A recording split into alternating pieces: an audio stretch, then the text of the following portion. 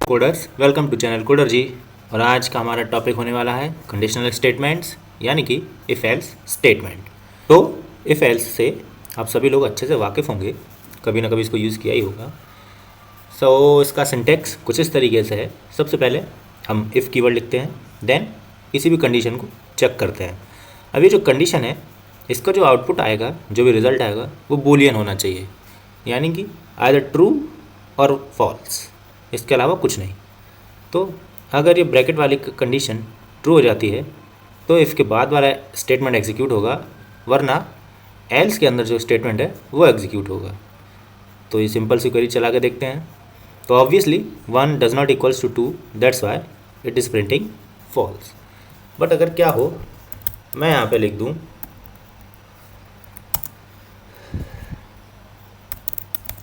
First and then second. अब देखते हैं। तो ये कह रहा है incorrect syntax near keyword else, यानी कि अगर एक लाइन का स्टेटमेंट था तो प्रिंट हो जाएगा, बट एक से ज़्यादा लाइन आ जाती है तो आपको यहाँ पे बिगिन और एंड का यूज़ करना पड़ेगा।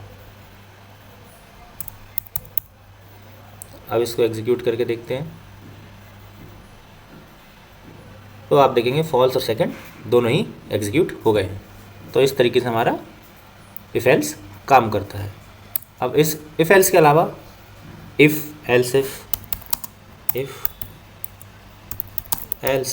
एंड एल्स, ये भी एक होता है, या इसको बोलते हैं नेस्टेड इफ़ एल्स। तो चलिए इसका भी एक एग्जांपल आपको दिखाता हूँ। तो यहाँ पे नेस्टेड इफ़ एल्स को समझने के लिए मैंने सेल्स नाम का वेरिएबल डिक्लेयर किया है जिसकी वैल्यू है 1000। अब अगर सेल्स 10,000 से ज़्यादा है तो एक्सेलेंट, अगर बिटवीन है 5,000 एंड 10,000 तो गुड, 1,000 एंड 4,999 के बीच है तो average, otherwise improvement is needed. तो इसको एग्जीक्यूट करते हैं। तो मेरे पास वैल्यू आई है एवरेज सेल्स, क्योंकि मेरी जो भी वैल्यू है वो 1,000 एंड 499 के बीच में है। यहाँ पे मैं 5 कर देता हूँ तो यहाँ पे रिजल्ट आ रहा है मेरे पास गुड सेल्स। तो इस तरीके से हमारा इफ एल्स काम करता है।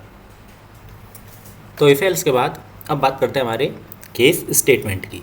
अब केस स्टेटमेंट जैसा कि बाकी प्रोग्रामिंग लैंग्वेजेस में, तो केस स्टेटमेंट जैसा कि बाकी की प्रोग्रामिंग लैंग्वेजेस में आपने स्विच स्टेटमेंट देखा होगा, कुछ उसी तरीके से काम करता है। यहाँ पे आप बहुत सारी कंडीशंस को एक ही बार में चेक कर सकते हैं। हालांकि ये काम इफ एल्स के द्वारा भी हो सकता है, बट वो थोड़ा सा अच्छा तरीका नहीं है। बार बार बिगिन एंड लिखना स्पेस ज़्यादा लेता है। उसकी बजाय बेटर है कि आप केस स्टेटमेंट को यूज़ करें। यहाँ पे थोड़ी रीडेबिलिटी बढ़ जाती है, बाकी काम बिल्कुल सेम रहता है। तो मैंने यहाँ पे अपनी REC की टेबल से कुछ वैल्यूज़ देखी, एंड देन जो रिजल्टेंट टेबल होगी उसमें ये सारी वैल्यूज़ प्रेजेंट होंगी। देन मैं उसमें सैलरी के बेसिस पर लोगों को ग्रेड कर रहा हूँ। इसकी सैलरी 50,000 से अबव है, वो ए में, एंड अदर वैल्यूज़ इस तरीके से। तो चलिए इसको एग्जीक्यूट करते हैं एंड हिट एग्जीक्यूट। कह रहा है यहाँ पे ओके। तो इसमें एक एंड स्टेटमेंट लगाना भूल गए थे, now it's work fine. And अब आप देखेंगे यहाँ पे इसका ग्रेड भी आ चुका है। तो इस तरीके से हमारा केस स्टेटमेंट काम करता है। तो अब इन स्टेटमेंट में आप अपनी अपनी वैल्यूज़ डाल के इस टेबल के साथ खिलवाड़ कर सकते हैं जैसा चाहे वैसे। तो इस लेक्चर में बस इतना ही। Till then happy coding.